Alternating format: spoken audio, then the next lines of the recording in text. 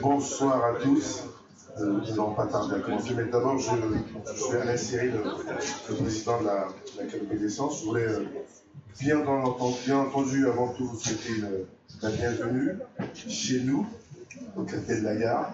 On s'y sent bien, puis je vois que nombreux sont ceux qui ont déjà commencé les bonnes réjouissances. Ce soir, une conférence sur l'archéologie. La direction des affaires culturelles est un partenaire historique de la Canopée des Sciences. J'ai envie de dire, on devrait plus souvent faire des conférences. Donc, je pense que ce soir, vous allez être fortement intéressés par cette conférence sur l'archéologie. Alors, tout à l'heure, je suis venu, j'ai demandé, j'ai dit à notre présentatrice, vous êtes celle qui fait des trous dans le sol pour trouver des choses qu'on ne savait pas qui existaient. Donc, bienvenue à vous.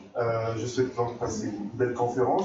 Mais je voudrais aussi vous dire que la Canopée est un outil, d'abord, un outil de développement culturel, de développement des savoirs culturels.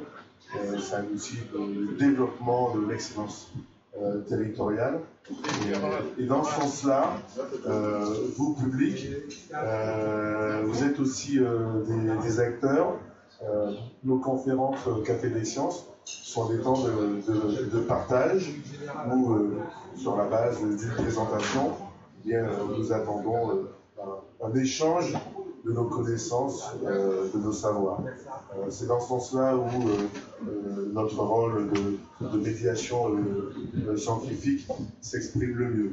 Et puis, comme toute association, il est aussi important de renforcer son administration, son management, et donc nous allons engager à partir de cette deuxième partie 2004 un certain nombre d'appels pour que vous puissiez nous rejoindre, vous les volontaires et intéressés à cette question de médiation scientifique, des connaissances technologiques, des connaissances industrielles.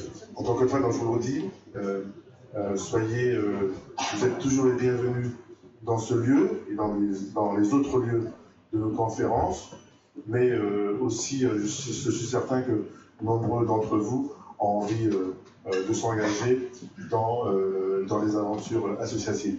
Vous serez les bienvenus chez vous à la Canopée des Sciences. Bonne conférence.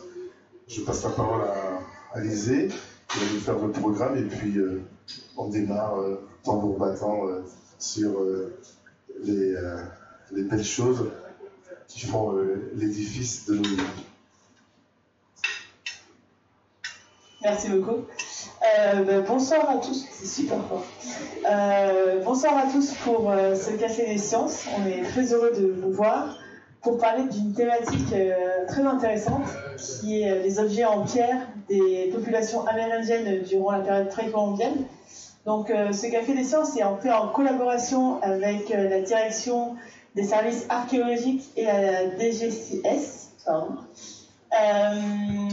Donc pour cette conférence, elle a été faite par 3 personnes. Malheureusement, il y a une des conférencières qui ne pourra pas être là ce soir. On pense très fort à elle. Et vous avez ici Madame Rousseau Lolita, qui est, j'ai mes petites notes, docteur en archéologie, spécialiste des productions lithiques et responsable des recherches archéologiques à l'INRAP. Et Lydie Claire, archéologue, responsable d'opérations et chargée de projet pour le bureau d'études archéologiques EVA Guyane. Donc je vais vous laisser avec la présentation. N'hésitez pas, après il y aura un temps de questions, donc si vous avez des petites questions, à les retenir. Et profitez bien.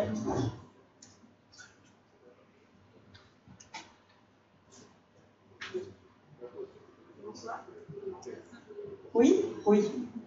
Bonsoir. Donc ce soir, nous allons, comme vous avez compris, vous parler d'archéologie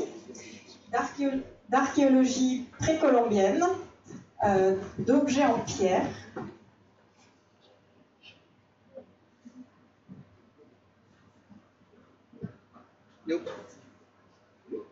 Non.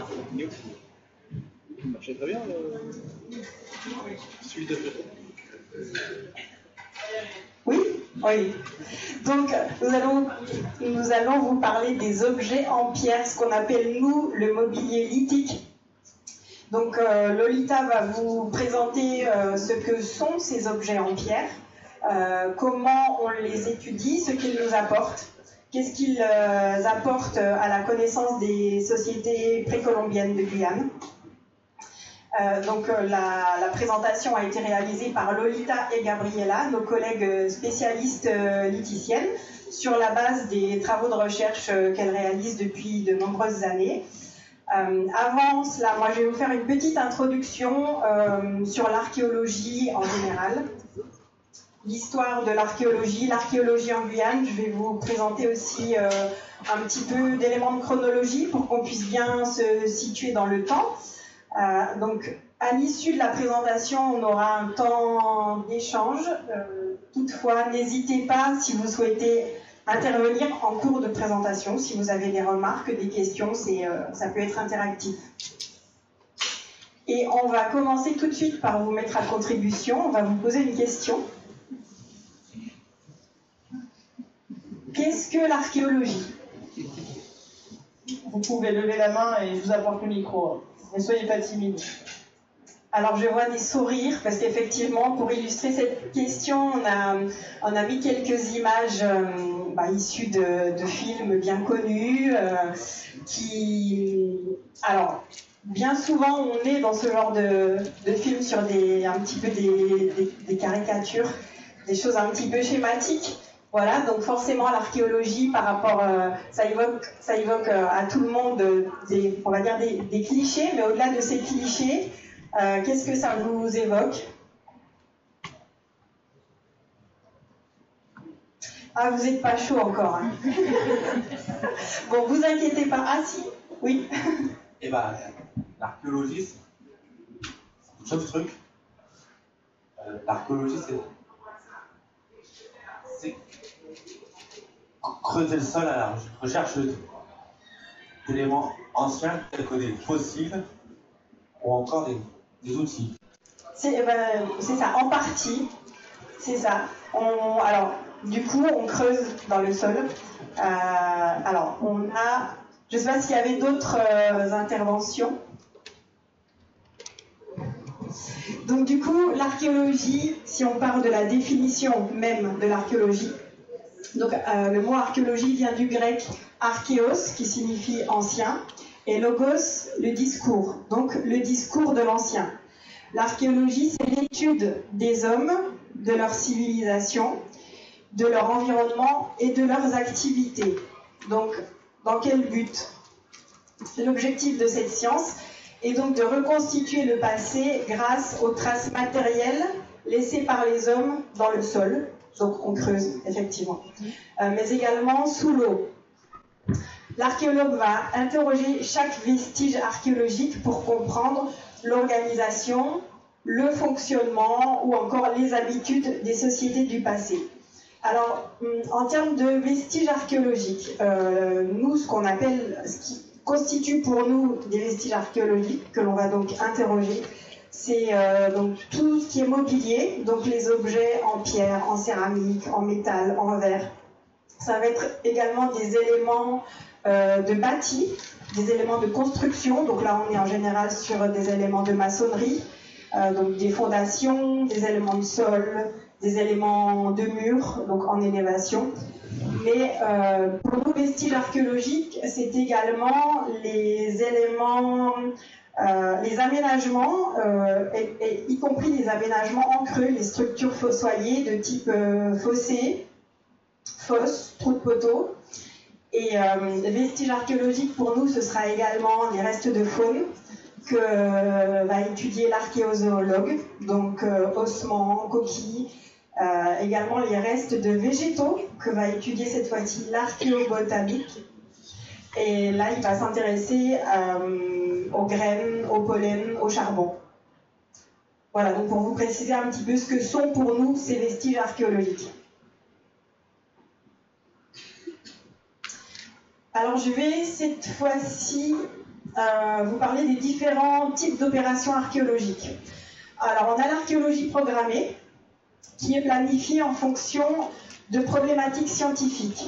C'est un site particulier qui est choisi afin d'apporter de nouvelles connaissances dans un domaine ou sur une époque spécifique.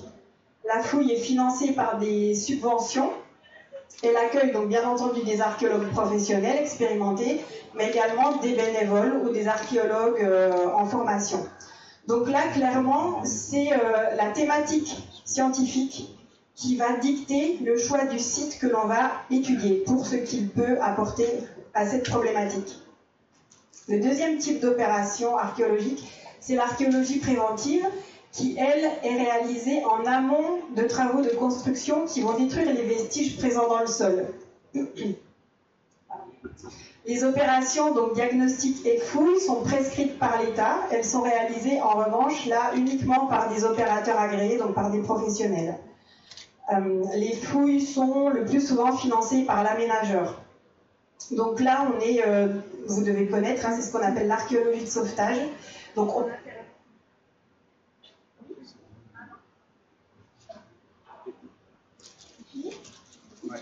c'est fini? Non, c'est pas fini. Je continue. Donc on intervient avant les aménageurs, avant que les vestiges soient détruits. En général, ça se fait en 2 temps. Ça se fait en 2 temps.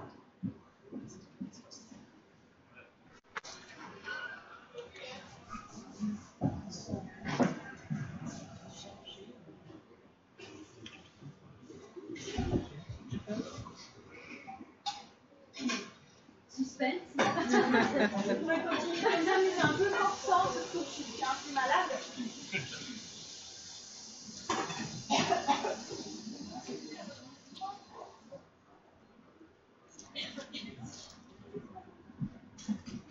Oui, oui. Donc les opérations de l'archéologie préventive, je vous disais, en général, ça se passe en 2 temps. Il y a une première intervention qui est le diagnostic.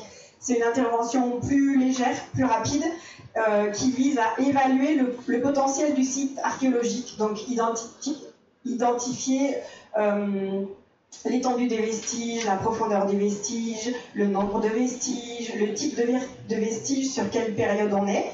Et c'est cette première intervention qui permet ensuite d'organiser la fouille, là où on est sur une fouille exhaustive de l'ensemble du site, et donc qui va nous permettre de déterminer le nombre d'archéologues qu'il faudra, quels spécialistes devront intervenir, le temps prévu pour fouiller les vestiges évalués.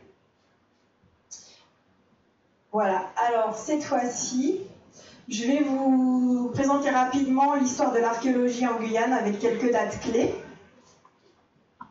Alors, 19e siècle, première moitié du 20e siècle, le temps des explorateurs. Alors, on n'est pas sûr, ce ne sont pas des archéologues à proprement parler, ce sont des aventuriers, bien souvent qui sont issus du milieu scientifique, qui vont partir, qui vont organiser des missions, des expéditions pour partir à la découverte de terres inconnues, en Amérique du Sud, en Amazonie et en Guyane aussi, dans l'intérieur de la Guyane, bien entendu.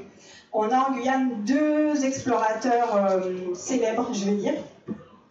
On a Henri Coudreau, qui était géographe, prof d'histoire géo, et Jules Crevaux, qui lui était médecin militaire, et il travaillait dans la marine.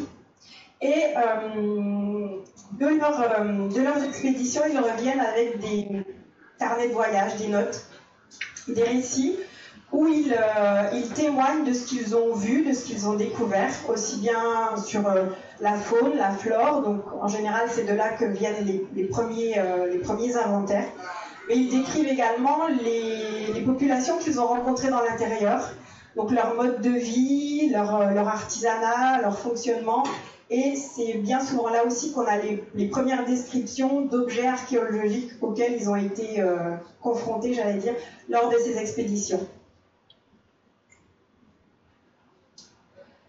Ensuite, 1972, création de la circonscription archéologique de la Guyane.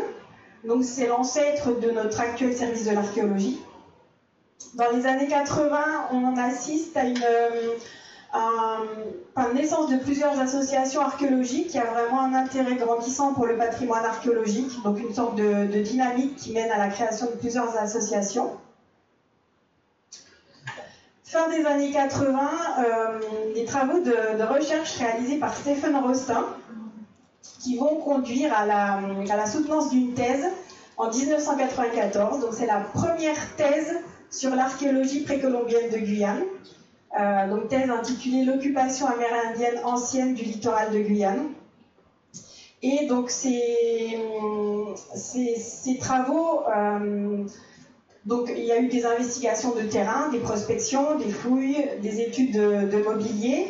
Et c'est à partir de ces travaux et de cette thèse que Stephen Rostin a établi les premières typologies, il a dressé un premier cadre chronologique, il a décrit les premières cultures archéologiques de Guyane, donc c'est vraiment un élément fondateur, on va dire. 1992, première fouille d'envergure en Guyane, qui est motivée par la réalisation du barrage de Petit Saut. Donc ce sont les équipes de l'AFAN, l'Association pour les fouilles archéologiques nationales, qui interviennent avant la mise en eau du barrage, avant que toutes ces terres se trouvent inondées. Et ils réalisent plusieurs fouilles archéologiques sur le Sinnamary.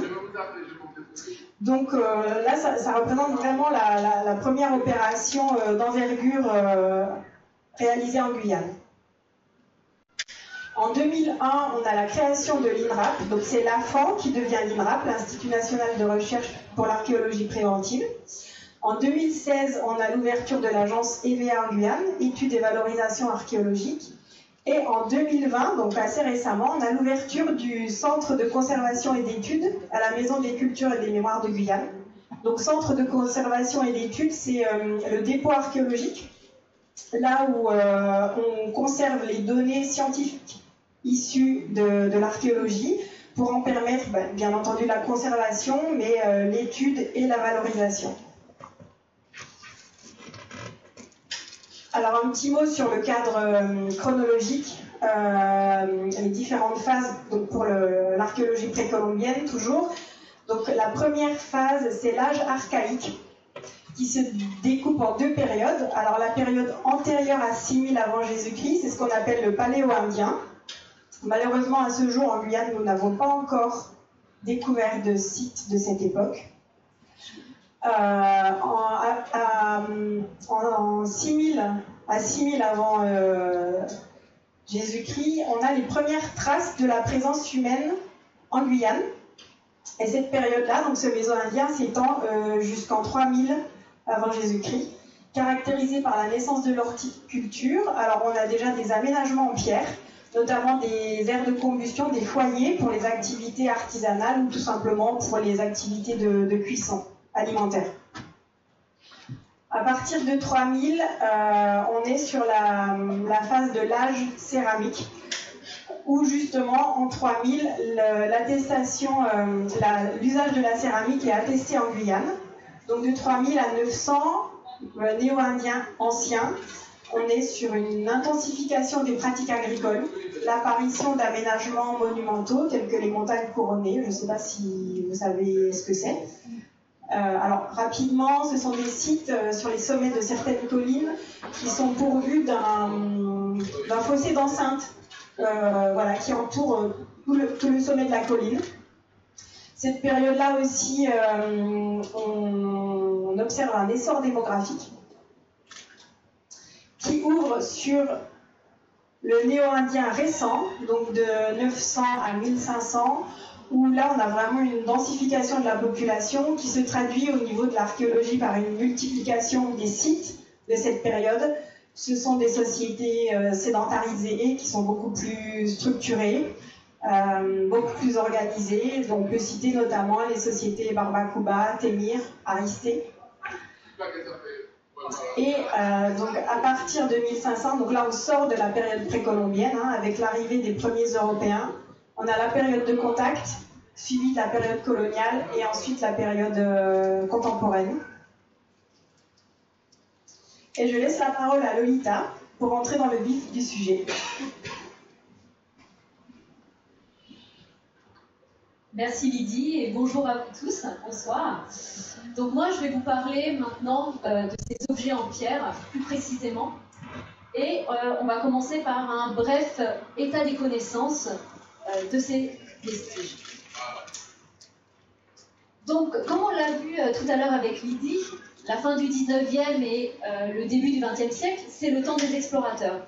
Et ces explorateurs donc, ont été confrontés à des objets en pierre et ils en ont fait quelques mentions dans leurs récits. On a Jules Crévaux, Henri Coudreau qui, par exemple, vont décrire quelques haches, quelques polissoirs qu'ils vont rencontrer lors de leur passage en pirogue près des Sceaux. Je cite également Édouard Morel, qui était un professeur de médecine nommé en Guyane pour une épidémie de fièvre jaune. Et il a rédigé un ouvrage où il décrit lui aussi quelques haches. Et c'est intéressant parce que c'est le premier à se poser la question de la stratigraphie, ce qui est assez novateur pour l'époque. La stratigraphie, c'est l'accumulation des couches dans le sol dans lequel se trouvent des vestiges. Je cite également Armois, début du XXe, qui va lui aussi décrire quelques objets qui ont été ramenés par l'aventurier François Lavaux. Alors ce dernier avait tout perdu lors de son retour d'expédition. Sa pirogue avait chaviré, il a perdu l'or qu'il avait prospecté, une grosse partie des objets, ses notes, ses relevés et même son fils. Mais seulement quelques objets ont été ramenés et ont pu être étudiés, du moins évoqués dans des articles. On fait un petit bond dans le temps, une cinquantaine d'années plus tard, pour avoir les premières études archéologiques. Je cite par exemple le couple Reichlen, qui va étudier des objets qui ont été récoltés par notamment Coudreau et Crévaux. Donc, ces objets qui étaient conservés au Musée de l'Homme. Donc il va proposer une première étude de ces objets, première description, essai de classification, proposition typologique.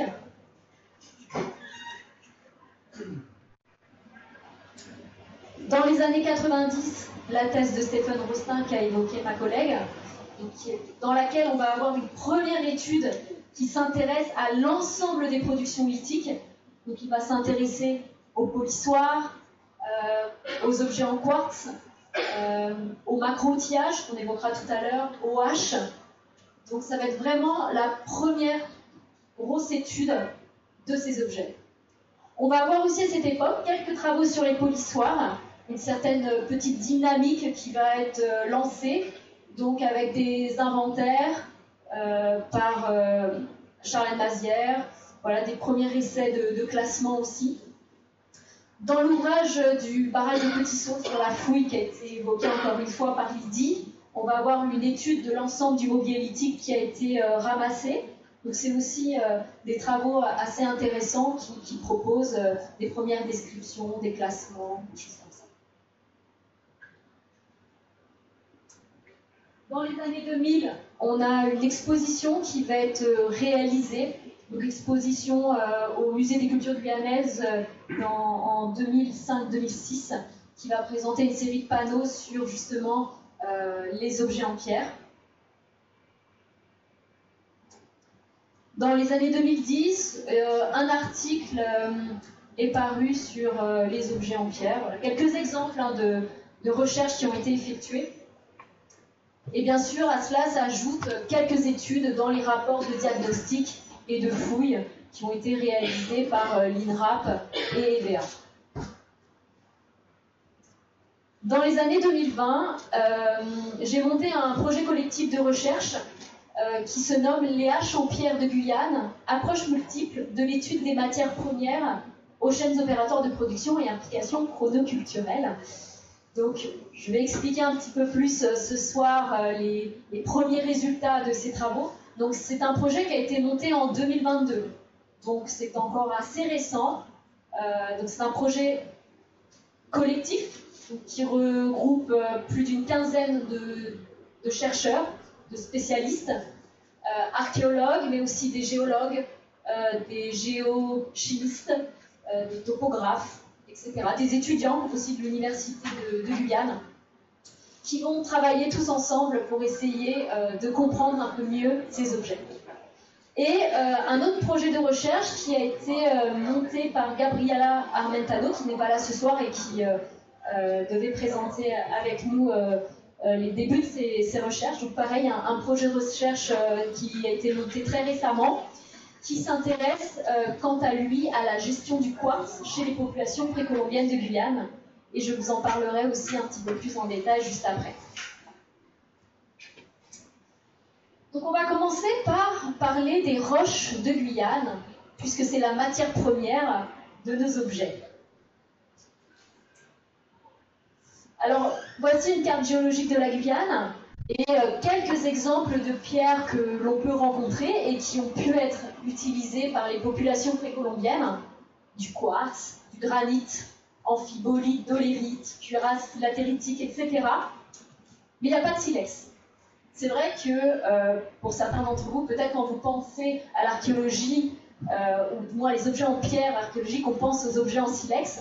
Mais ici en Guyane, on n'en a pas, vu que le sous-sol n'en est pas pourvu.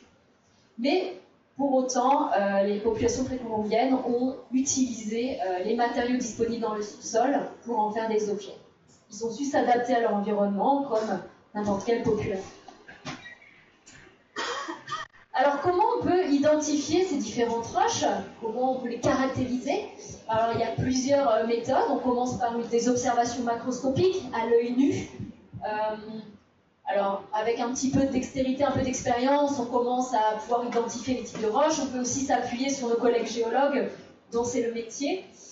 Pour aller un petit peu plus loin, on peut réaliser des analyses au susceptibilomètre portable, dont vous avez une photo ici. Ça, c'est un objet qui est disponible à l'université de Guyane, qui permet notamment d'identifier la dolérite, puisque c'est une roche magnétique. Ensuite, on peut faire des analyses pétrographiques, c'est-à-dire des lames minces. On va couper des tranches très fines de roches qu'on va pouvoir ensuite analyser au microscope. On peut également faire des analyses géochimiques beaucoup plus précises, en réduisant en poudre les roches pour pouvoir essayer vraiment de caractériser précisément la nature des roches. Donc vous allez me dire, mais à quoi ça sert de faire ça ou d'aller aussi loin dans la caractérisation de ces roches? Eh bien, c'est très intéressant pour nous, les archéologues, puisque ça va nous permettre de comprendre les modalités d'acquisition et la gestion des ressources. Savoir d'où viennent ces roches, ça va permettre de savoir si les populations ont utilisé les roches locales, ou bien est-ce qu'elles emploient des roches qui viennent de loin. Dans ce cas-là, ça nous renseigne sur les réseaux d'échange entre les populations. Donc c'est voilà, des choses comme ça qui sont quand même particulièrement intéressantes pour nous. Savoir si les roches circulent sous forme de blocs, ou si les roches circulent sous la forme d'éclats, ou bien d'objets finis. Voilà. Maintenant, je vais vous parler du quartz taillé, donc qui est plutôt le sujet d'étude de Gabriela, qui n'est pas là ce soir. Donc voilà un petit exemple de vestiges que l'on va retrouver dans nos sites archéologiques. Des petits éclats de quartz comme ça. Donc ça peut être un peu déroutant au premier abord. On a du mal à y voir des objets, des outils. Mais force est de constater qu'on en a souvent en grande quantité sur certains sites. Et ces objets ne sont pas là de manière naturelle. Ils ont été travaillés par la main de l'homme. Et ça, comment on le sait? Eh bien, on peut observer des stigmates, c'est-à-dire des traces, si vous voulez, aux extrémités, par exemple, où on peut voir des micro-esquillements sur les bords, etc. Donc ça nous permet de reconnaître les techniques de taille qui ont été utilisées. Donc ce que l'on retrouve en Guyane essentiellement pour ces objets en quartz, c'est de la percussion posée sur enclume. Alors, pour faire simple, on pose un caillou sur le sol, un gros galet plat, on prend notre morceau de quartz et on va taper dessus avec un gros galet pour réaliser tout un tas d'éclats de quartz. On peut avoir aussi de la percussion directe. Là, on va frapper avec un percuteur sur le quartz pour en extraire des éclats. Et ensuite, nous, on va vraiment analyser ces objets en détail, puisque ça va nous permettre de restituer les chaînes opératoires, les gestes de fabrication. Voilà. Donc nous, on s'intéresse à tout ça parce que ça nous permet vraiment de comprendre les savoir-faire, les techniques employées, les gestes employés par les populations de l'époque. Alors ce quartz, il servait à quoi? Parce qu'on en retrouve sur les sites, mais l'intérêt, c'est de savoir à quoi ont-ils pu servir, quelle activité était pratiquée. Alors, il y a plusieurs façons d'essayer de répondre à ces questions. On peut s'appuyer sur une approche ethnographique, c'est-à-dire que l'on va se renseigner auprès de populations qui, éventuellement, taillent encore la pierre. Donc, il n'y en a plus beaucoup dans le monde maintenant. On peut aussi s'appuyer sur les récits des explorateurs, justement, qui peuvent parfois raconter avoir vu des gens tailler ou utiliser la pierre. Et on peut aussi coupler ça à de l'expérimentation. Donc, c'est-à-dire qu'on va essayer de reproduire des objets pour voir si ça fonctionne bien. Donc il y a une hypothèse qui a été proposée pour les éclats de quartz, c'est que ça a pu servir de dents de grage à manioc. Donc, c'est-à-dire des petits éclats qui auraient été enfoncés dans une planche en bois pour pouvoir, si vous voulez, gratter le manioc. Donc ça, c'est une hypothèse qui est avancée parce que on la voit parfois évoquée dans des récits du 19e ou du 20e siècle. Alors, c'est pas forcément du quartz utilisé, ça peut être d'autres types de roches. Donc, c'est une hypothèse intéressante, mais encore faudrait-il pouvoir valider cette hypothèse archéologiquement parlant. Donc ça, c'est le travail de Gabriela, qui, dans son projet de recherche, aimerait savoir à quoi on servent tous ces objets. Donc, elle est actuellement en train de monter une approche expérimentale et tracéologique. Donc, elle a taillé plein d'éclats de quartz et elle essaye tout un tas de gestes sur différents matériaux pour pouvoir essayer de documenter ces traces et obtenir un référentiel. Donc, ce référentiel, on pourra ensuite l'analyser au microscope et comparer ces résultats aux objets archéologiques et voir s'il y a des concordances ou non. Donc c'est un travail de longue haleine. Donc elle a commencé cette année en essayant de travailler de la peau, des os, etc. Peau fraîche, peau sèche. Et l'année prochaine, elle compte continuer ses travaux en travaillant sur des végétaux. Voilà. Donc peut-être qu'on se rendra compte que nos éclats de quartz n'ont pas du tout servi à faire ça, mais pour savoir, il faut tester. Donc voilà. Donc voilà, la deuxième étape, donc une fois qu'elle aura obtenu son référentiel, elle va documenter l'ensemble des traces au microscope et ensuite le comparer à des collections archéologiques. Maintenant, je vais vous parler des polissoirs et des haches qui sont plutôt mon sujet d'étude.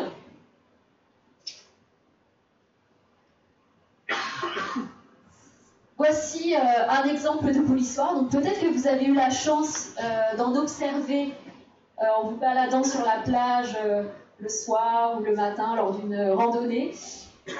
Parce qu'en fait, sur le littoral guyanais, il y en a à peu près partout. Quand on a l'œil et qu'on arrive à les reconnaître, on se rend compte qu'il y en a vraiment partout. On en a également le long des fleuves.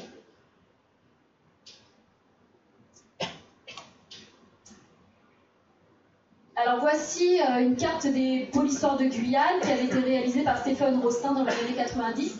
À l'époque, lui, il avait recensé 268 sites à polissoirs. Alors nous, on n'a pas encore agrémenté cet inventaire. On s'est plutôt focalisé sur l'île de Cayenne qui nous a déjà demandé pas mal de travail. Donc rien que sur l'île de Cayenne, il y a 18 sites qui ont été inventoriés. Et pour l'heure, au sein de ces sites, il y a plus de 2000 polissoirs sur l'ensemble de ces 18 sites. Donc l'étude est en cours, l'inventaire est en cours.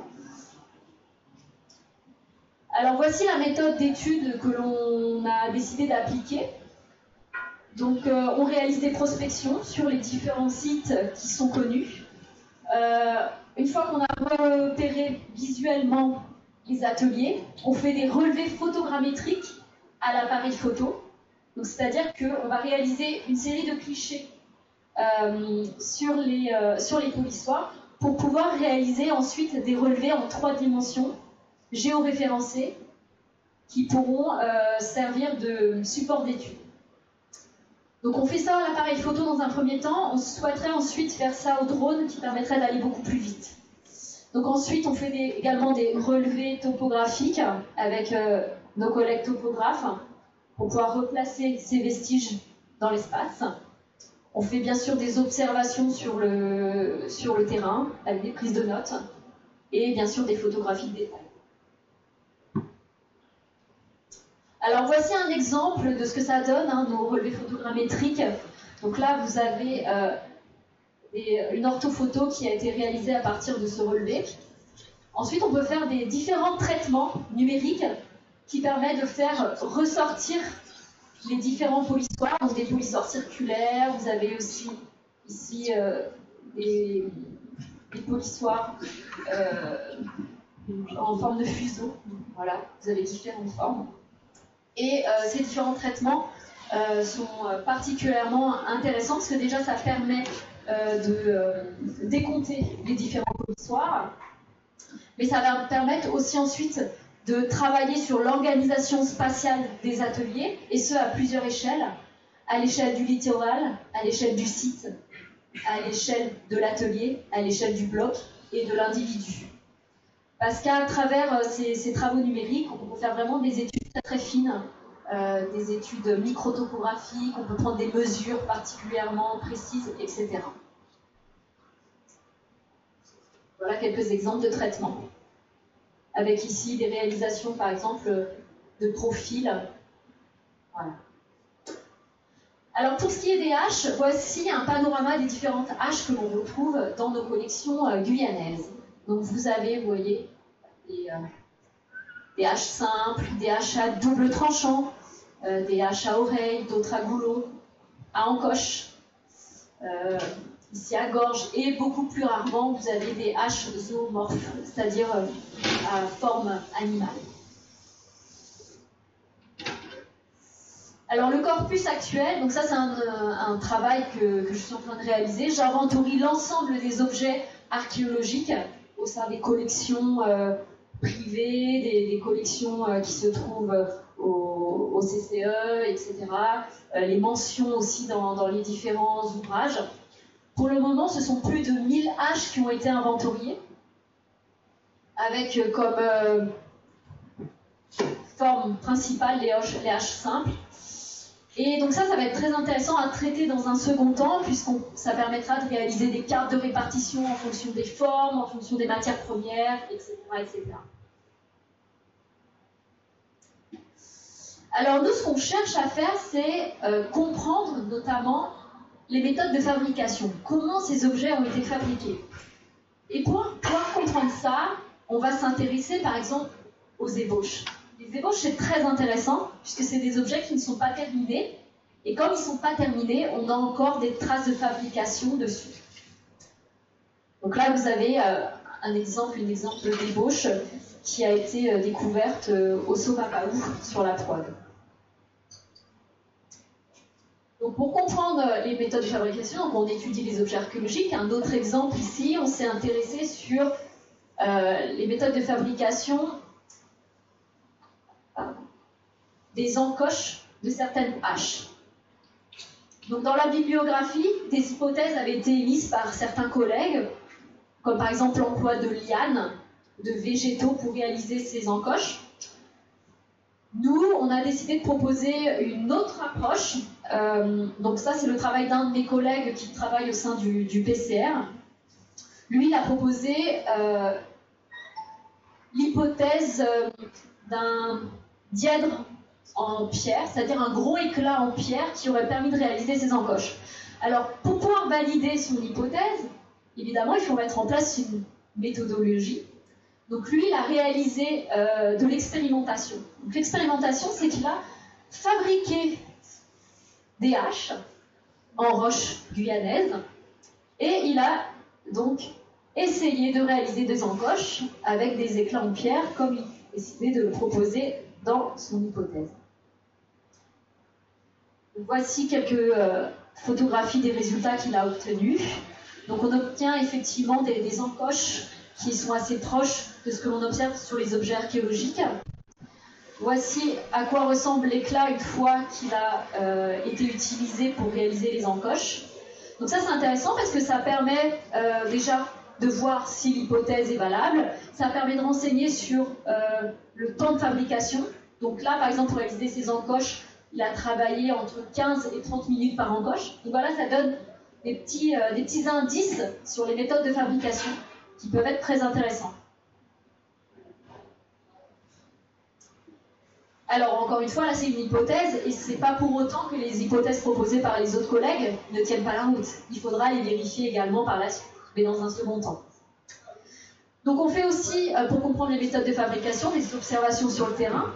Donc là, l'hypothèse de mon collègue, c'était l'emploi d'un éclat en pierre pour faire des encoches. Donc, il s'est dit, les encoches, c'est une étape assez finale dans la réalisation des haches, une fois que les haches ont été polies.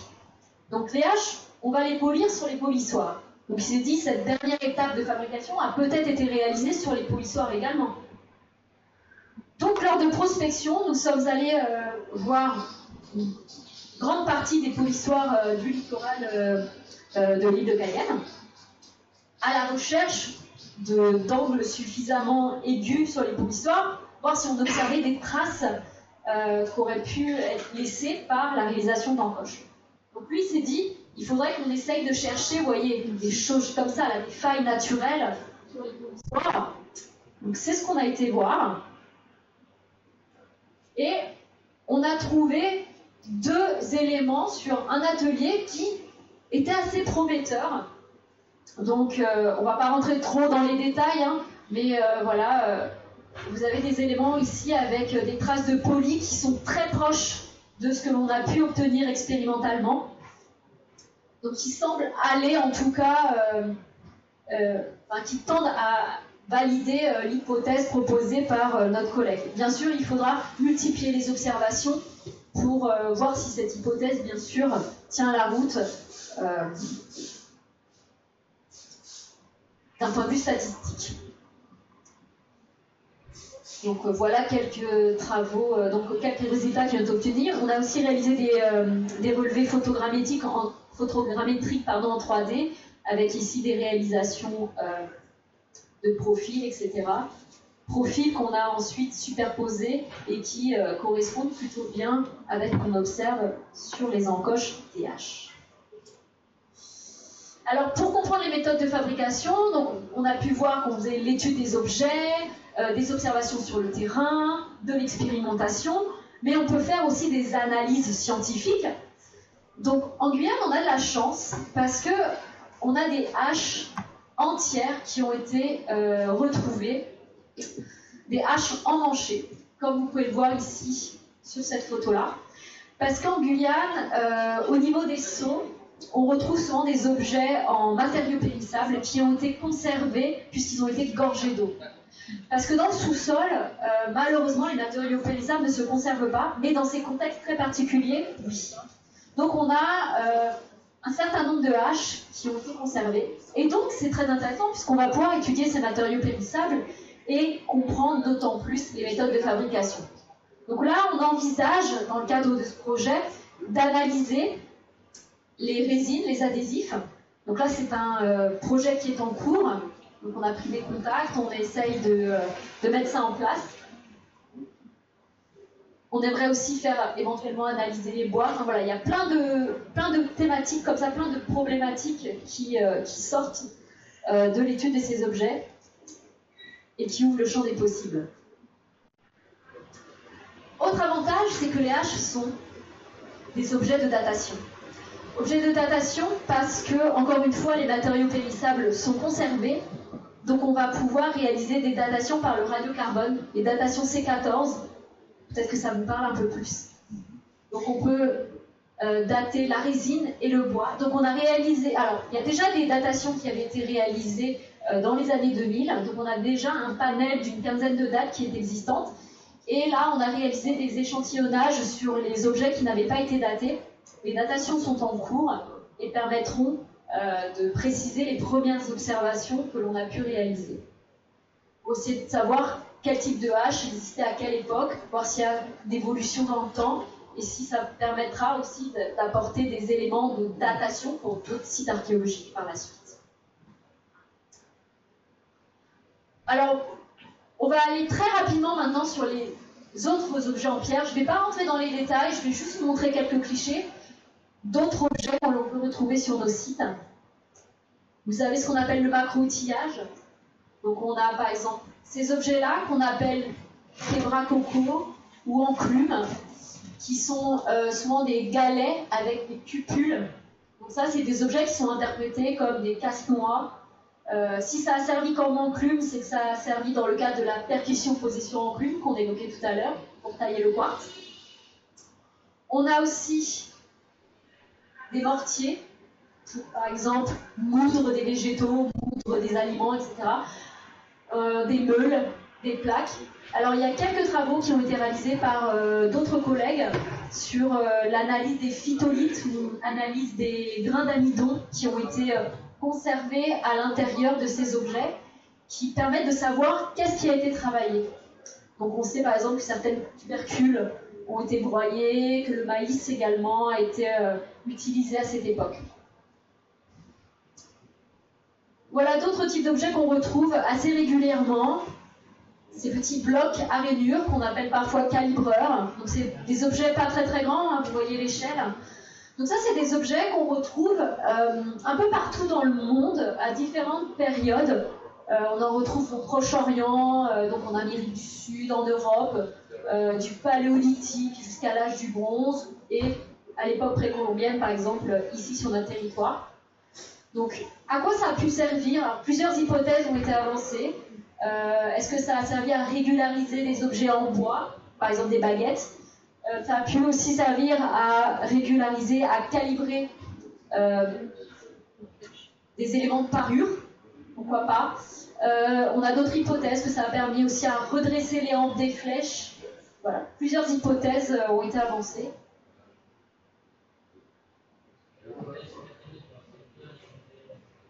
Autre petit objet qu'on peut retrouver aussi, les petits lissoirs qui peuvent être utilisés dans la confection des céramiques, pour lisser les parois des céramiques.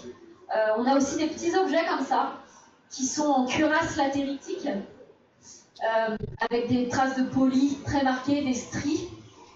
C'est peut-être des petits blocs qui ont été utilisés pour en extraire, comme c'est des roches ferrugineuses, pour en extraire de la poudre qui aurait pu être utilisée comme colorant. Et on a aussi parfois des éléments de parure, donc vous avez ici un panorama des objets qui ont été découverts sur nos sites en Guyane. Donc des perles, des pendeloques, des petites grenouilles en roche verte. Voilà. Donc on a terminé ce panorama des objets en pierre de l'époque précolombienne en Guyane. Alors en guise de conclusion, donc nous pouvons dire que les objets en pierre sont un sujet qui peut être abordé de différentes manières, comme on a pu le voir, par l'étude des matières premières, par l'étude typologique, l'étude des formes, la technologie, les techniques employées, les techniques de fabrication, la tracéologie, c'est-à-dire l'étude des traces, par des analyses scientifiques diverses et variées, comme j'ai pu évoquer quelques exemples tout au long de cette conférence. Et que toutes ces études nous permettent de nous renseigner sur différents éléments, sur la connaissance du territoire que pouvaient avoir ces populations précolombiennes, les échanges entre les différents groupes humains, la mobilité, les traditions, les savoir-faire, sur la datation aussi de ces objets à travers le temps, permettre de dater les sites archéologiques. Ça nous renseigne sur la chronologie, mais aussi sur les fonctions de ces objets, sur les activités pratiquées à l'époque sur les différents sites, et ainsi caractériser les sites dans lesquels ces objets ont été trouvés. Et tout ça permet en fait de contribuer à la connaissance des populations précolombiennes de Guyane, auxquelles on essaye d'apporter une petite pierre à l'édifice. Et pour cette dernière diapositive, je vais passer la parole à ma collègue. Alors, le vrai mot de la fin, pour vous dire que donc au-delà du lithique, on a en Guyane un patrimoine riche et varié. Bon, là on a eu un exposé détaillé sur le lithique, mais on pourrait faire la même chose pour les objets en céramique, pour les objets en métal, en verre. Un patrimoine varié aussi. Voilà, on n'a pas évoqué ça, c'était pas le sujet, mais on a différents types de sites, différents types d'aménagements, différents types de structures. On a un patrimoine qui concerne la période précolombienne, la période coloniale, la période du bagne. Malheureusement, ce patrimoine est à la merci des aléas climatiques. Donc, pour exemple, hein, on entend souvent des cas dans l'ouest, notamment du côté d'Awala, les sites côtiers qui sont détruits par les phénomènes d'érosion littorale. Donc ça, malheureusement, on n'y peut rien. Mais un phénomène sur lequel on peut agir tous, c'est les aléas liés à l'anthropisation, notamment le phénomène de pillage, les dégradations bien souvent intentionnelles. Là, vous avez la photo en bas qui illustre en fait quelqu'un qui a fait un foyer sur des polissoirs justement. Donc voilà, c'est un petit mot pour vous sensibiliser, bien que vous l'êtes probablement si vous êtes ici ce soir, mais insister sur le fait que c'est un patrimoine riche mais vulnérable. Donc il faut être vigilant, il faut le respecter pour que nous puissions continuer à l'étudier dans les meilleures conditions et contribuer à enrichir notre connaissance de l'histoire de la Guyane et notamment des sociétés anciennes. Et nous vous remercions donc pour votre attention, votre participation, et c'est à votre tour de prendre la parole.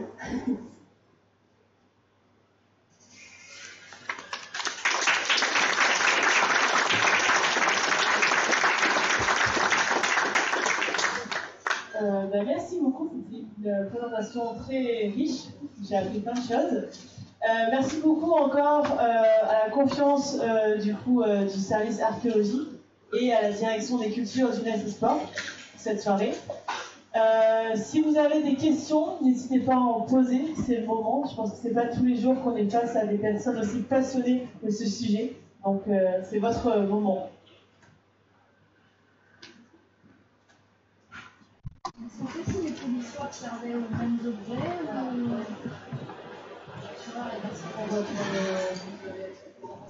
Je voulais savoir si les polissoirs les servaient à polir différents objets, est-ce qu'on sait, ou est-ce que ça servait à polir des haches ou des choses. Alors c'est vrai que les polissoirs, en grande majorité, on pense ont servi à polir des haches. Parce qu'en fonction de la forme du polissoir, ils ont pu permettre de travailler donc la face de la hache, les flancs, voilà, polir aussi le tranchant. Puisque c'est des objets qu'on retrouve, des polissoirs, on en retrouve un peu partout aussi dans le monde, encore une fois, des endroits où des haches ont été fabriquées aussi dans des époques diverses et variées, plutôt à la préhistoire. Et donc l'expérimentation montre aussi que pour polir des haches, on obtient des cuvettes similaires. Alors après, bien sûr, peut-être que d'autres objets ont été travaillés sur les polissoirs, mais en l'occurrence, on n'a pas particulièrement d'objets polis, hormis les haches, dans les sites. Alors, effectivement, on a des objets macrolithiques qui ont parfois une mise en forme. Donc, ces objets ont pu être mis en forme partiellement, effectivement, sur des polissoirs. Alors, il existe des polissoirs, effectivement, sur des affleurements, comme ça. On peut avoir aussi des polissoirs mobiles, de plus petites dimensions, qu'on peut retrouver aussi sur les sites. Voilà. D'autres questions ?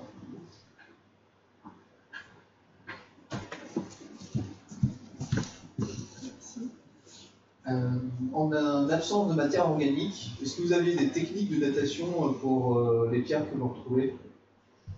Alors, en l'absence effectivement de matière organique, on peut dater les objets en fonction de leur contexte archéologique, donc en fonction des couches archéologiques dans lesquelles elles se trouvent. Puisqu'en fait, les objets vont être associés à d'autres vestiges, à des vestiges céramiques notamment, voilà, à des charbons qui peuvent être également datés. Donc en fait, c'est une combinaison de toutes ces observations qui permettent de proposer une datation de la couche et donc une datation des objets qu'ils contiennent. Et à force de retrouver plusieurs sites avec les mêmes types d'objets, avec des datations C14 qui ont pu être réalisées ponctuellement, au bout d'un moment, comme ça, on peut obtenir une chronologie, une typochronologie des objets. Mais encore une fois, voilà, des fois on a des datations quand même assez larges hein, sur des sites. On peut avoir une occupation qui est datée entre 900 et 1400 de notre ère. Donc bon, on a quand même une marge de 500 ans. Voilà. Dans ces cas-là, ça reste ce qu'on appelle une datation relative. Et non pas une datation absolue comme quand on a des moyens physico-chimiques de dater. Et là, c'est vrai que c'est intéressant de pouvoir dater les haches parce qu'on peut avoir des datations très précises. Alors, on n'est pas à l'année près parce qu'il y a quand même une marge d'erreur hein, sur les datations C14, mais quand même, ça resserre un petit peu l'échelle.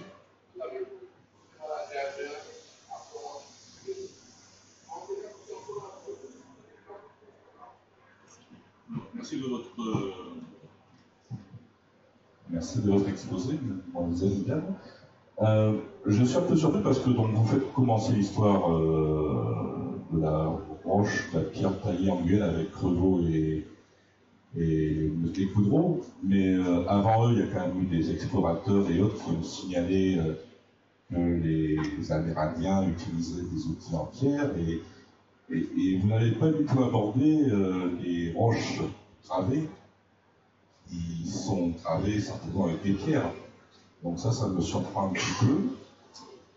Et je suis un peu resté sur ma faim, en toute honnêteté, parce que il me semble avoir entendu par le passé qu'on avait trouvé ici en Guyane une pierre, une hache, faite avec une pierre qui n'était pas du tout locale ici en Guyane, et qui, de mémoire, venait plusieurs milliers de kilomètres, et qu'on supposait qu'elle était transportée par le biais de troc, d'échanges, de vol, etc.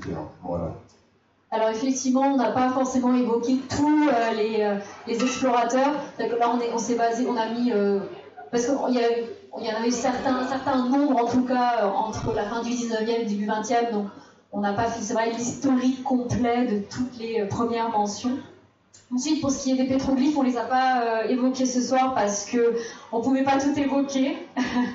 On avait 1 heure de conférence, mais c'est un sujet d'étude très intéressant. Donc, moi, dans le cadre de mon projet collectif, je n'ai pas intégré les pétroglyphes parce qu'on ne peut pas étudier tous les objets. J'avais pour prétention, dans un premier temps, d'étudier tous les objets lithiques de Guyane, et très vite, je me suis dit, bon, il y a beaucoup trop de travail, on va déjà se concentrer sur un objet, la hache, qui déjà nous demande énormément de travail en étant un certain nombre de chercheurs. On va déjà, dans un premier temps, s'orienter sur ces thématiques-là, mais bien sûr, les pétroglyphes ouvrent tout un tas de thématiques et de questions, question de la datation de ces représentations, l'interprétation, de quand elles datent, etc. Donc évidemment, c'est un sujet très intéressant. Et ensuite, la dernière question, oui, c'est sur la provenance des haches. Oui, effectivement, je pense à une hache, hein, c'est peut-être celle-ci, c'est une hache à encoche qui est en roche verte, en jadéite, qui est vraisemblablement pas une roche locale. Donc c'est un objet qui a sûrement circulé. Donc ça, c'est justement une question qui nous intéresse dans le cadre de ce projet. C'est justement pouvoir essayer de comprendre d'où proviennent les objets. Est-ce que ce sont des productions locales ou pas? Est-ce qu'il y a plusieurs types de réseaux d'échange? Ce qui est probablement le cas. Mais comme le projet a été initié en 2022, on est encore un petit peu dans l'acquisition des données, si vous voulez. Donc on a déjà des petites idées comme ça de possibles réseaux, etc. La chose, vous avez mentionné des parures en pierre verte. Oui, et oui, parce que...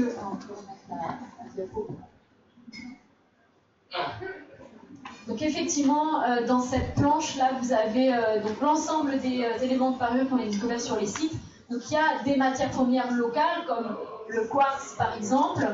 On a des petits galets probablement d'origine locale, mais on a des roches, encore une fois, comme la hache que vous avez évoquée tout à l'heure, qui sont vraisemblablement, qui ne sont pas des roches locales, qui n'existent pas géologiquement sur notre territoire et qui proviennent de beaucoup plus loin, peut-être du Brésil, peut-être des objets qui ont circulé et qui témoignent d'échanges à longue distance.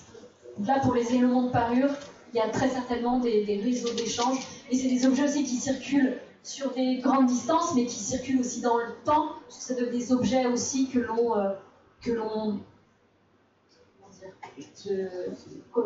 de génération en génération, on transmet, pardon, on va chercher le mot, de génération en génération. Voilà. Des voiles.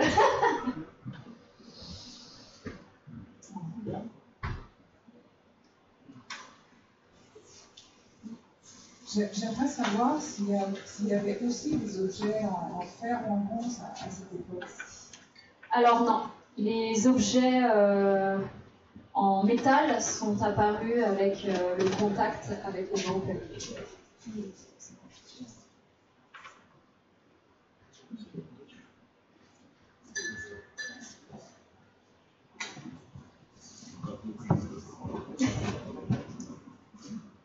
Bonsoir, je voulais savoir où sont entreposés les objets que vous avez demandés. Est-ce qu'on peut les voir? Alors la plupart des objets sont conservés au CCE, qu'on a évoqué en introduction. Donc c'est le bâtiment à Rémière-Montjoly, hein, le grand bâtiment en bois là. Donc il y a les réserves archéologiques là-bas. Donc une grande partie des collections sont conservées là-bas. Ensuite, il y a une partie des objets qu'on a étudiés qui doivent être conservés. Il y en a certains qui sont conservés à Paris. Donc ça, c'est essentiellement les collections qui proviennent des explorateurs qui ont été ramenés à Paris à l'époque. Mais ça, il n'y a pas énormément de collections. Il y en a un petit peu au Quai Branly. Elles sont toutes au Quai Branly, je crois, maintenant. Ouais, toutes au Quai Branly. Il y a des collections privées aussi, qui sont chez des collectionneurs, des particuliers. Il y a quelques objets au musée de Cacao aussi. Voilà. Mais effectivement, c'est essentiellement un CCE. Alors, l'accès... En général, l'accès, c'est vrai qu'il est plutôt réservé pour les scientifiques, en fait. Les scientifiques qui auraient besoin de réétudier les collections à la lumière des nouvelles découvertes, voilà, pour comparer, etc. Après, en dehors, sinon, d'exposition, peut-être pour tout un chacun, enfin voilà, il faut justifier d'un argument quand même pour avoir accès à ces collections. Après, peut-être Eric du service de l'archéologie peut nous préciser les modalités d'accès en dehors des demandes de chercheurs. Je me permets juste de placer un petit mot, parce que la Canopée des Sciences travaille depuis déjà de nombreuses années avec le service régional d'archéologie de Guyane, et dans le cadre d'une convention partenariale, on a pu avoir et réaliser des photogrammétries en 3D d'objets archéologiques comme des haches en pierre, des polissoirs, etc. notamment. Et ces objets ont été intégrés sous une forme d'application qui a été créée à 100% par notre structure. Et cette application est disponible au totem de la Canopée des Sciences, qui est un musée scientifique, technique, culturel, etc., qui est à la Cité Médan. Donc voilà, on espère diffuser un peu plus ce projet pour que vous puissiez aussi apprécier la qualité de ces objets archéologiques dans le futur, voilà, lors de manifestations. Ça va être les journées de l'archéologie en Guyane qui ont lieu en fin d'année, en général en décembre. Donc voilà, c'est une autre façon d'appréhender l'archéologie par le biais du numérique. Quand des accès sont restreints, et ben on a ces outils-là à disposition qu'on peut diffuser et montrer là. Voilà.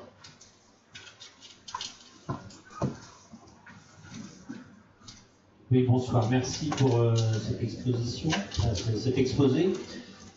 J'avais deux questions. La première, c'est est-ce que vos recherches permettent aussi de notamment faire des comparaisons avec d'autres endroits en Amérique ou ailleurs, savoir ce qui permettrait de connaître la circulation des populations par l'intermédiaire de l'étude des outils utilisés. Je ne sais pas si j'arrive bien à me faire comprendre. Et puis la deuxième chose, sans forcément dire où, est-ce qu'il y a des endroits, des sites que vous avez le projet d'étudier parce que vous pensez que c'est des sites vraiment remarquables et qui vont vous permettre d'avancer dans vos recherches? Merci.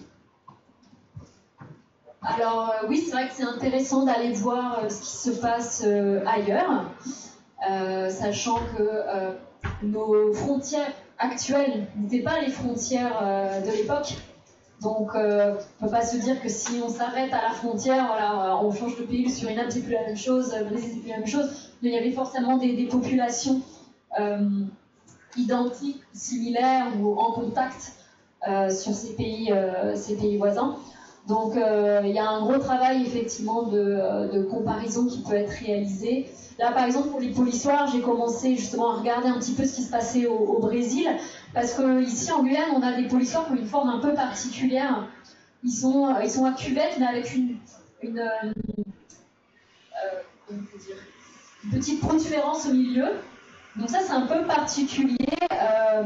Pour avoir étudié d'autres polissoirs, par exemple en métropole à l'époque néolithique, c'était des formes que je ne connaissais pas dans un premier temps. Et donc j'ai essayé de voir s'il y en avait ailleurs. Et au Brésil, on a aussi ces polissoirs qui ont une forme un peu particulière, donc qui indiquent probablement des gestes un peu spécifiques. Donc c'est intéressant de voir qu'on a des gestes similaires entre des groupes humains qu'on peut avoir en Guyane, également des groupes humains qu'on a au Brésil. Donc il y a forcément des liens, donc c'est des choses qui sont évidemment à regarder. Et l'autre question, c'était... Sur les sites remarquables. Ah, les sites remarquables. Alors, en tout cas, dans le cadre là de mes travaux, je suis obligée, avec les collègues, on est obligé aussi de sélectionner certaines collections, certains sites, pour pouvoir essayer de répondre aux questions qu'on se pose. Donc là, je pense par exemple, tout à l'heure, monsieur évoquait les questions des échanges, de savoir si les roches circulent, les objets circulent. Donc là, j'ai montré tout à l'heure une ébauche. Donc là, c'est un site très intéressant, c'est à Somapaú. Donc on a a été découvert il y a un certain nombre d'années un lot d'ébauches au niveau du Sceau. Donc ça, c'est des ébauches qui ont été étudiées par Stéphane Rostin dans un premier temps. Et en fait, moi, je m'intéresse beaucoup à cette collection parce qu'elle est particulièrement intéressante. C'est une collection homogène avec une seule matière première, avec des ébauches réalisées à différentes étapes de fabrication. Donc certaines qui sont seulement taillées, certaines commencent à être polies. Et du coup, ça pose question sur la circulation des roches. Là, ils ont été trouvés au niveau d'un seau. Donc l'hypothèse qui a été avancée, c'est qu'une pirogue a chaviré avec une collection de ébauches qui était en cours de fabrication. Donc peut-être que les matières premières se trouvent beaucoup plus loin, un peu plus haut au niveau du fleuve. Donc ce sera aller chercher où pourraient géologiquement se trouver les matières premières. Et ça montre que peut-être qu'il y a une... Voilà, les objets, les matières premières sont prélevées à certains endroits, ensuite les étapes de fabrication sont réalisées à d'autres endroits, et les objets ensuite sont livrés ou utilisés ailleurs. D'ailleurs, on a au Suriname une étude qui a été réalisée qui montre que y a un type de roche, donc c'est du métabasalte, qui se trouve seulement à l'intérieur des terres. Il n'y en a pas du tout le long du littoral. Mais les haches, on n'en a que le long du littoral et on n'en a pas à l'intérieur des terres. Ce qui montre qu'en fait, les haches ont été fabriquées à l'intérieur des terres où il y avait les matières premières et elles étaient échangées probablement avec les groupes du littoral qui, eux, avaient besoin de ces matières. Ils échangeaient probablement contre quelque chose d'autre parce qu'eux, ils n'avaient pas les roches pour les fabriquer. Donc voilà, c'est des pistes de réflexion qui sont intéressantes, qu'il faudra que nous aussi on vérifie. Est-ce qu'on a les mêmes schémas ici en Guyane ou pas? Encore une fois, voilà, c'est plein de choses qui nous intéressent. Donc là, c'est avec l'étude des matières premières, la localisation des haches sur le territoire, etc., qui permettra petit à petit d'essayer de répondre à ces questions.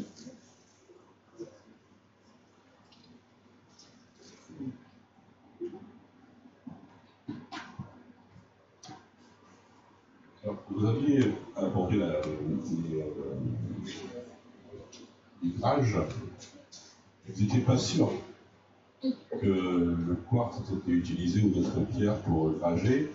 Si vos études disent que ce n'était pas le cas, la question qu'on peut se poser, c'est comment ils faisaient pour grager le manioc. Voilà, ça c'est une chose. Et deuxième chose, est-ce qu'il est prévu un aspect ethno-culturel dans vos recherches pour tenter de retrouver parmi les populations encore présentes des traces mémorielles d'usage de pierres, de choses comme ça, de façon de faire, de contes, de légendes qui disent que c'est comme ci, c'est comme ça que...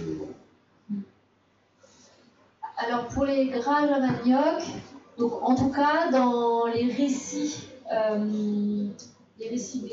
des explorateurs, on a des mentions de grages à manioc qui ont été réalisés avec des éclats de roches, de granit. Ils ne parlent pas forcément de quartz, mais en tout cas d'autres types de roches. Donc ce sera à nous peut-être aussi de vérifier si dans nos collections on a aussi d'autres types de roches qui ont des traces d'usure similaires. Donc après peut-être que certains éclats ont servi à ça, il faudra le prouver, parce que on peut avoir des méthodes qui ont été attestées il y a 100 ans, mais est-ce qu'elles ont été attestées il y a 1000 ans, il y a 2000 ans, voilà. Peut-être aussi les activités ou les pratiques changent au fil du temps. Alors, la roche la plus pratique à tailler. Le quartz a l'avantage d'avoir une cassure, alors pas aussi conchoïdale que le silex par exemple. Comment dire, comme le verre, quand on casse du verre, par exemple, vous voyez, ça fait vraiment une cassure bien lisse. Donc le quartz peut permettre d'avoir une cassure bien tranchante, si vous voulez, qui ne permet pas forcément tous les types de roches. Ah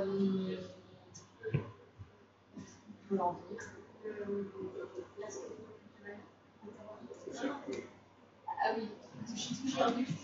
Excusez-moi. Le quartz est assez facile à tailler.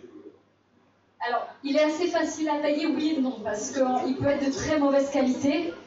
Et si on tape des fois sur un rognon de quartz, il peut s'éclater en 1000 morceaux. Parce qu'on a aussi du quartz saccharoïde, donc ça s'appelle saccharoïde parce qu'il ressemble à du sucre. Et donc il n'est pas de très bonne qualité. Mais on peut avoir parfois des éclats de quartz de qualité meilleure.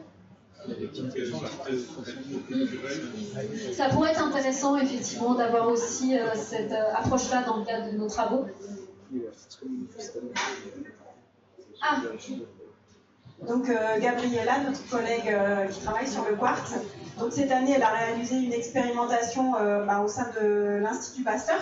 Donc vous avez vu les images tout à l'heure où elle a essayé de reproduire les gestes pour couper, gratter sur des os, de la peau, etc. L'année prochaine, elle va expérimenter ça sur du végétal et elle souhaite aussi aller à la rencontre de certaines communautés ici pour les interroger là-dessus, savoir si elles ont, qu'elles le pratiquent de cette manière-là, sûrement pas, mais si elles ont mémoire, s'il y a une transmission, si ça leur évoque quelque chose. Donc ça fait partie du projet de notre collègue Gabriella sur le quartz. Oui. Et pour ce qui est des haches, les dernières haches en pierre que l'on connaisse, qui auraient été utilisées en Guyane, en Guyane, à la frontière Guyane-Suriname, c'est dans les années 60, André Cogna qui a eu contact avec des populations qui fabriquaient encore des haches en pierre. Donc les derniers objets ethnographiques que l'on possède datent des années 60, fin 60. Donc, est-ce qu'il y a des populations qui taillent encore la pierre? Il doit plus en rester beaucoup, j'imagine, maintenant, mais peut-être.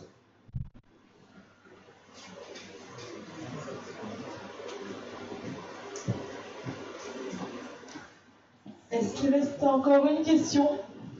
Non? Merci beaucoup en tout cas pour cette présentation, ces multiples explications. La conférence arrive à son terme. Le mois prochain, on refait une conférence, comme tous les mois d'ailleurs, qui aura lieu le mardi 13 août. Ça sera sur la pierre La fille recule, désolée. Donc n'hésitez pas à venir et sinon passez une bonne soirée.